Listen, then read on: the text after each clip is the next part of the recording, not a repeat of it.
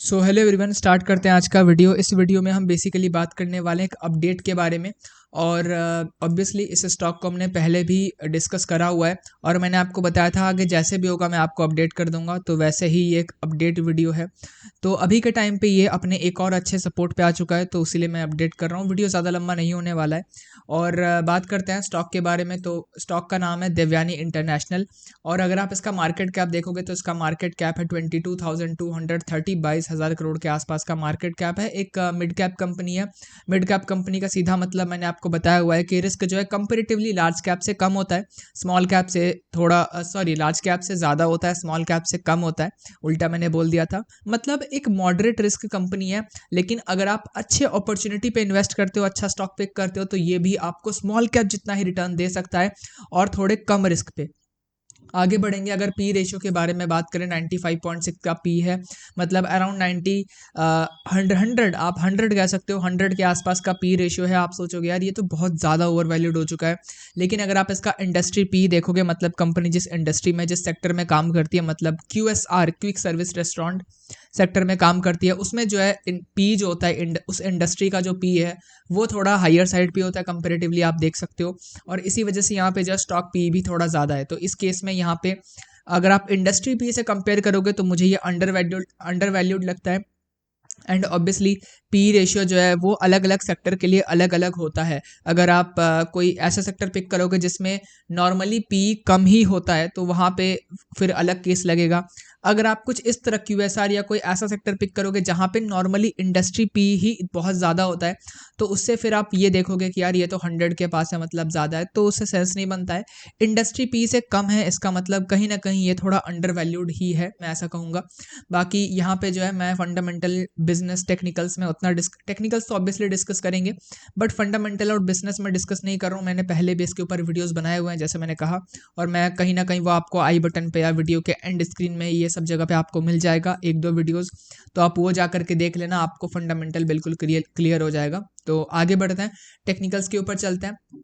मैंने इससे पहले एक वीडियो बनाया था, अराउंड इस जगह पे मैंने वीडियो बनाया था और मैंने आपको बताया था कि यहाँ पे जो है एक बहुत अच्छा सपोर्ट का जोन है और यहाँ से एक सपोर्ट हमें देखने मिल सकता है और कंसोलिडेशन का भी एरिया है।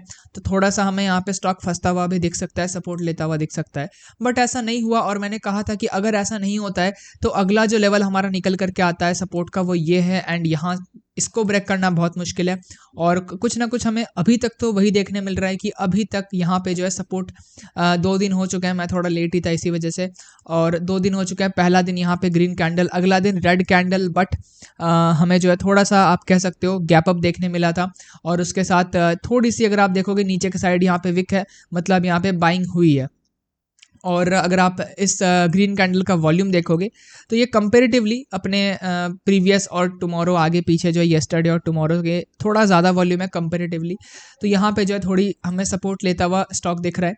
बाकी सवाल ये आता है कि यार अपॉर्चुनिटी क्या यहीं पे है, तो हाँ बिल्कुल यहीं पे है। अगर मैं थोड़ा चार्ट को जूम आउट करूँगा तो आपको देखने मिलेगा, पहले जो है ये जो जोन है, मैं इसके बारे में बात कर रहा हूँ, ये जो जोन है पहले ये एक रेजिस्टेंस था, 2-3 बार इसने रेजिस्टेंस लिया, फिर जो है ब्रेकआउट आया और सपोर्ट आया 2-3 बार। उसके बाद क्या हुआ, फिर ब्रेकडाउन आया, उसके बाद फिर यहाँ पे जो कंसोलिडेशन में फंस गया। तो पहले देखो रेजिस्टेंस बिकम सपोर्ट, जो जब रेजिस्टेंस सपोर्ट बनता है ऑलरेडी वो स्ट्रांग होता है, आपको पता होगा।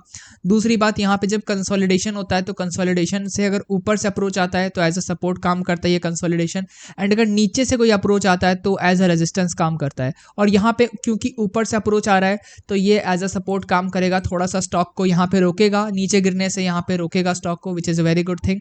और यहाँ पे जो है इसी वजह से ये लेवल काफ़ी स्ट्रांग बन जाता है एंड ब्रेक करने के लिए कहीं ना कहीं थोड़ा मुश्किल हो जाता है। अब सवाल ये आता है कि यार ये अगर ब्रेक हो गया तो आगे क्या। तो देखो ब्रेक होने का चांस कम एक और रीज़न से होता है, वो है अगर आप देखोगे इसका अगला स्ट्रांग मेजर सपोर्ट अगर आप खोजने जाओगे तो वो आपका कहीं इस जगह पे निकलेगा। मैं आपको दिखा भी दूंगा, यहाँ पे आप देख सकते हो ये जो है इसका सपोर्ट इसने काफ़ी बार यहाँ पे लिया हुआ है। तो अगला मेजर सपोर्ट इसका यहाँ पे निकल करके आता है।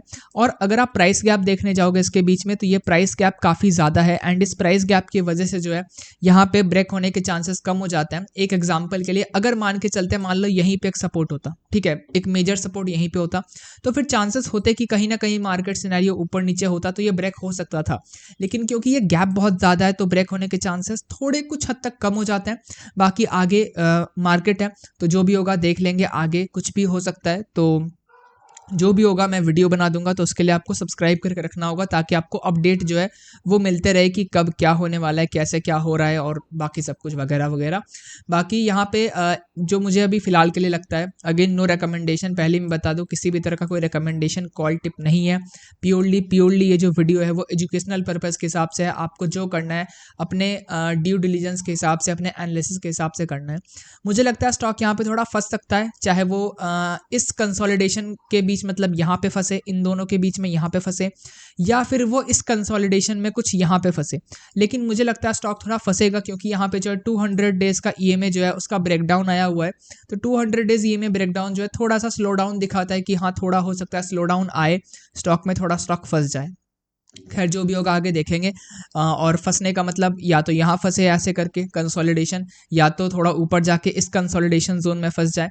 बाकी आगे जो भी होगा देखते हैं। और हाँ ऑब्वियसली चांसेस तो ये भी हैं कि सीधा निकल जाए, बाकी देखते हैं, ठीक है। जो भी होगा देख लेंगे। और अगेन मैं कहूँगा इस चीज़ को कि अपने रिस्क के हिसाब से और देखना, मेरे तरफ से कोई रिकमेंडेशन नहीं है।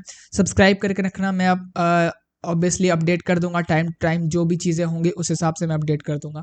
मिलते हैं किसी और वीडियो में कोई और स्टॉक के साथ, बढ़िया अपॉर्चुनिटी के साथ।